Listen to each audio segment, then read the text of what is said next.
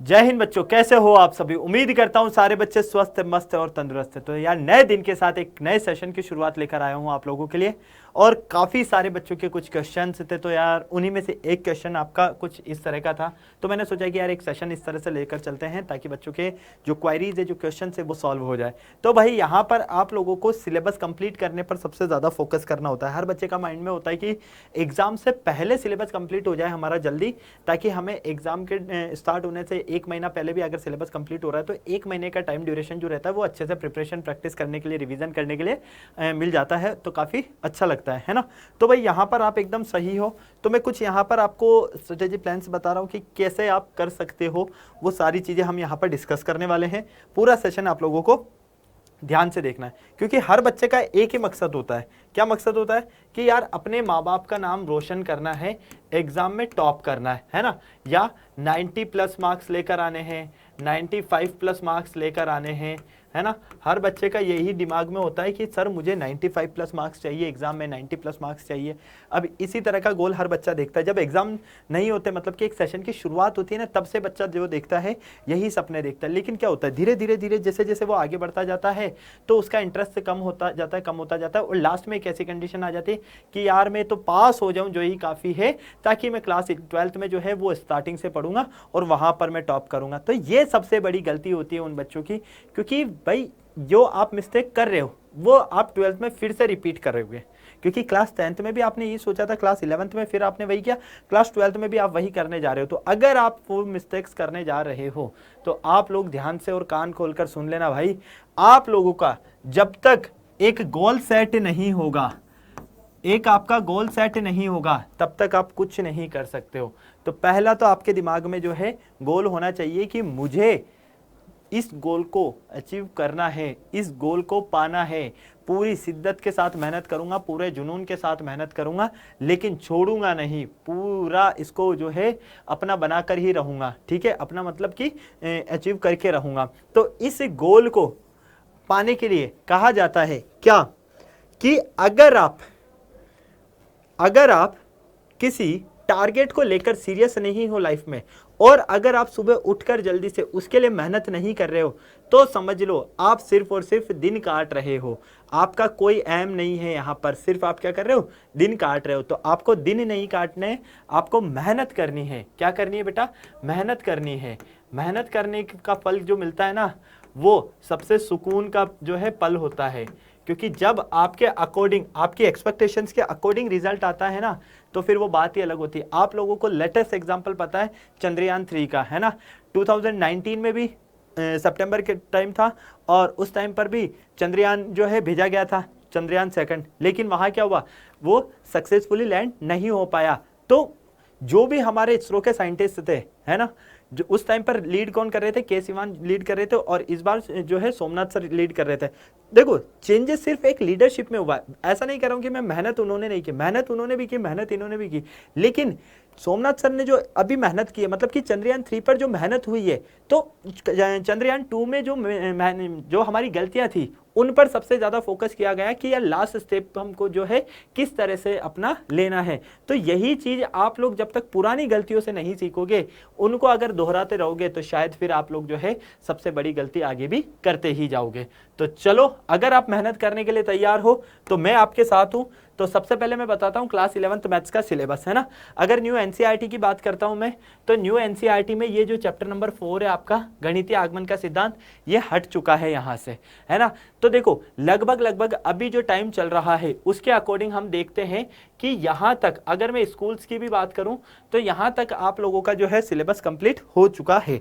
और आप लोगों के अकॉर्डिंग तो जो है अभी आपने शायद फर्स्ट चैप्टर का जो है रिवीजन भी नहीं किया होगा।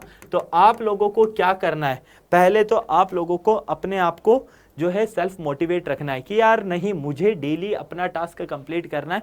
मुझे खुद के लिए नहीं पढ़ना है, अपने माँ बाप के लिए भी पढ़ना है, मेरी छोटी बहन है, छोटे भाई हैं, या बड़े भाई बहन है, उनके लिए भी पढ़ना है। क्योंकि कहते हैं ना कि घर में एक जना अगर सफल हो जाता है, एक अगर सक्सेस पा लेता है, तो बाकी के जो पीछे के 4 लोग होते हैं ना, उनकी जिंदगी भी बहुत अच्छी सी होने लगती है। आपके माँ बाप भी आप लोगों के लिए मेहनत खूब करते हैं। वो सुबह शाम जो है कुछ ना कुछ अपने काम धंधे पर जाते हैं, कुछ ना कुछ छोटी मोटी जो भी वो कर पाते हैं वो सारे काम करते हैं, फिर रात को आते हैं थके हुए, आप लोगों के सपने भी पूरे करते हैं। तो यार आप लोगों का भी जो है एक कुछ छोटा सा योगदान होना चाहिए कि यार मैं भी अपने माँ बाप के लिए कुछ कर पाऊँ। तो इसके लिए सबसे पहले बेटा आपको रहने की ज़रूरत है सीरियस लाइफ में।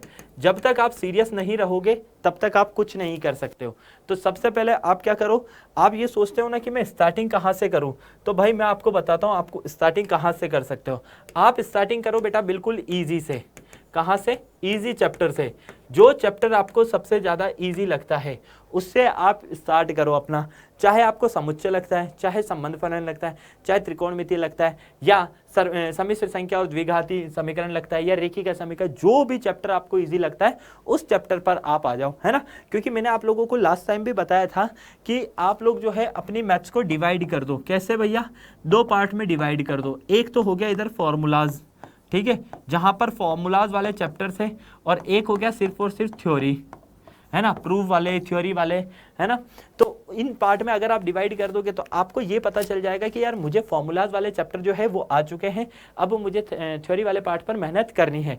जब तक आप अपना अगर टाइप चेंज नहीं करोगे, जैसे कि आप मेहनत करो, मान लो आपने कोई हार्ड चैप्टर उठा लिया, तो वहां पर क्या होगा कि आपका इंटरेस्ट कम हो जाएगा। तो आपको अपना इंटरेस्ट कम नहीं करना है, ये ध्यान रखना है ना।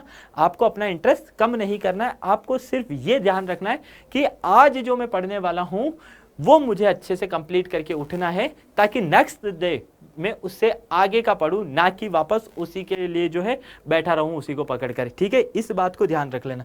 अगर आप लाइफ में इजी टू हार्ड की तरफ चलोगे, है ना, अगर लाइफ में आप इजी टू हार्ड की तरफ चलोगे तो बहुत जल्दी आप सक्सेस पाओगे। क्योंकि कहते हैं ना कि इजी काम करने से क्या होगा, इजी काम करने से आपको पहले तो उसमें इंटरेस्ट आएगा, है ना। फॉर एग्जाम्पल मान लो आपका पढ़ने का मन नहीं कर रहा, मैं कहता हूँ यार आपका मैथ्स पढ़ने का मन नहीं कर रहा है ना, मत पढ़ो। आपका जो पढ़ने का मन करता है वो पढ़ लो, चाहे आपका कहानी पढ़ने का मन कर रहा है वो पढ़ लो, न्यूज़पेपर पढ़ने का, कॉमिक्स पढ़ने का, XYZ जो पढ़ने का आपका मन करे वो आप पढ़ो। क्यों? क्योंकि उससे आपका होगा क्या, इंटरेस्ट जगेगा थोड़ा सा। अब जब इंटरेस्ट जगने लगेगा ना, तो यार 4 दिन 5 दिन 6 दिन जब अपने आप निकल जाएंगे तो आपके दिमाग में आएगा कि नहीं यार ये मेरा पूरा सिलेबस है, इसको भी तो मुझे पढ़ना है। तो फिर आप धीरे धीरे इसमें भी इंटरेस्ट लेने लगोगे। तो जो चैप्टर आपको सबसे पहले इजी लगे उसको आप स्टार्ट करो, ठीक है। अब इसमें भी आपका टारगेट होना चाहिए। क्या होना चाहिए कि जैसे कि मान लो आप डेली सेट करो कि फर्स्ट चैप्टर लिया मैंने, मान लो फर्स्ट चैप्टर मुझे लगता है सबसे इजी। इस फर्स्ट चैप्टर में मुझे ये देखना है कि इसमें कौन कौन से मेरे टॉपिक्स हैं। मतलब आपको टॉपिक्स को टारगेट्स बनाना है कि यार मुझे आज जो है सबसे पहले समुच्चय क्या होता है ये समझना है, समुच्चय के प्रकार कौन कौन से होते हैं, उप समुच्चय क्या होता है ना, समान समुच्चय, असमान समुच्चय क्या होता है, एकल समुच्चय क्या होता है, ये सारी चीजें मतलब आपके दिमाग में जब तक नहीं बैठेगी, टॉपिक्स आपके दिमाग में नहीं बैठेंगे, टॉपिक्स के अकॉर्डिंग आप कंप्लीट नहीं करोगे, तब तक वो चैप्टर आपका अधूरा रहेगा। सबसे पहले चैप्टर उठाओ, चैप्टर में भी आप देखो कि यार इन टॉपिक्स को मेरे को सबसे ज़्यादा कवर करना है, क्योंकि मैक्सिमम मार्क्स वाला पार्ट कौन सा है ये आप लोगों को जो है पता है ही सही, ठीक है। तो उस तरह से अगर आप तैयारी करोगे तो बहुत आसानी से हो जाएगी।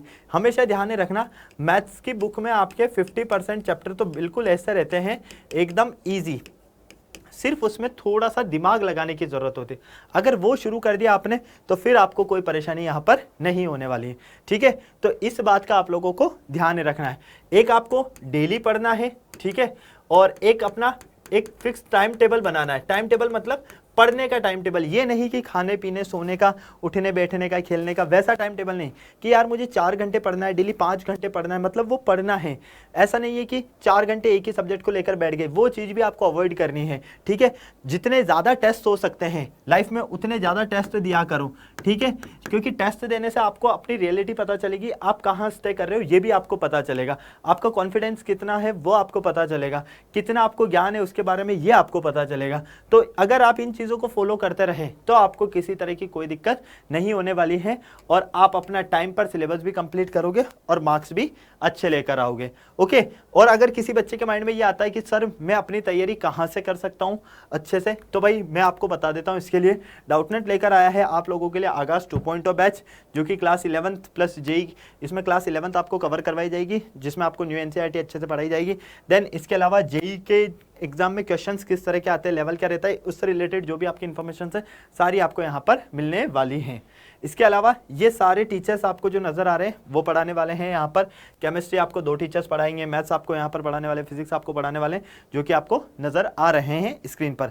मैथ्स तो आपको मैं यहाँ पर मैं ही पढ़ाऊंगा, ठीक है। फीचर्स की अगर मैं बात करूँ यहाँ पर, तो इसमें आपको बिल्कुल क्लासेस मिलेगी, बिल्कुल लाइव लाइव लाइव। हाँ भाई, ये बैच जो रहने वाला है ये आपका रहेगा लाइव, 100% लाइव। सारी क्लासेस आपको यहाँ पर जो मिलेगी वो मिलने वाली है लाइव में, ठीक है, ये ध्यान में रखना। इसके अलावा अगर मैं इसके फीचर्स की बात करूँ तो इसमें आपको चैप्टर टेस्ट भी मिलेगा, इसमें आपको क्लासरूम स्लाइड्स भी मिलेगी, और साथ में 50 क्वेश्चंस भी मिलेंगे, सुपर 50 क्वेश्चंस, होमवर्क भी मिलेगा, और प्लस पॉइंट आपके लिए है इंग्लिश और हिंदी भी आपका यहाँ पर कवर हो जाएगा। तो भाई क्लासरूम स्लाइड जो है ये आपके नोट्स बनाने में सबसे ज़्यादा हेल्प करती है ना, क्योंकि बच्चे को पता नहीं चलता कि कहाँ से शुरुआत करूँ कहाँ से एंड करूँ, बुक में ये चीज़ें होती है, तो ऐसा एक क्लास में आपके साथ में नहीं होने वाला है।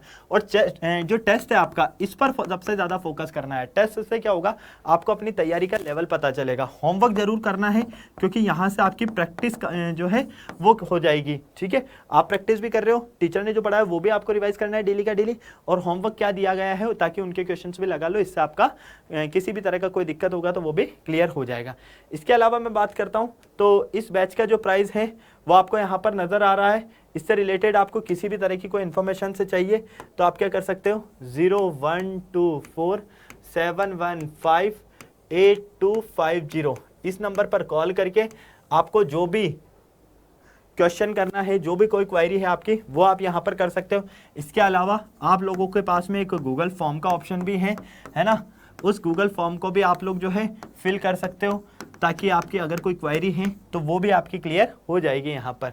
तो ये चीज़ आप ध्यान रखना, क्वेश्चन आप यहाँ पर पूछ सकते हो किसी भी तरह का हो कोई, या गूगल फॉर्म आप लोगों को नजर आ जाएगा डिस्क्रिप्शन में, गूगल फॉर्म को भी आप लोग फिल कर सकते हो ताकि आपका कोई क्वेश्चन हो तो वो भी सॉल्व हो जाए। और अगर अब नहीं जगे बेटा तो शायद बहुत देर हो जाएगी, इसीलिए मैं आप लोगों से कहूँगा कि अब जग जाओ। कहते हैं ना कि उठो जागो और स्वयं पर विश्वास करो, उठो जागो और स्वयं पर विश्वास करो। किसने कहा था ये कहा था स्वामी विवेकानंद जी ने। किसने कहा था, स्वामी विवेकानंद जी ने।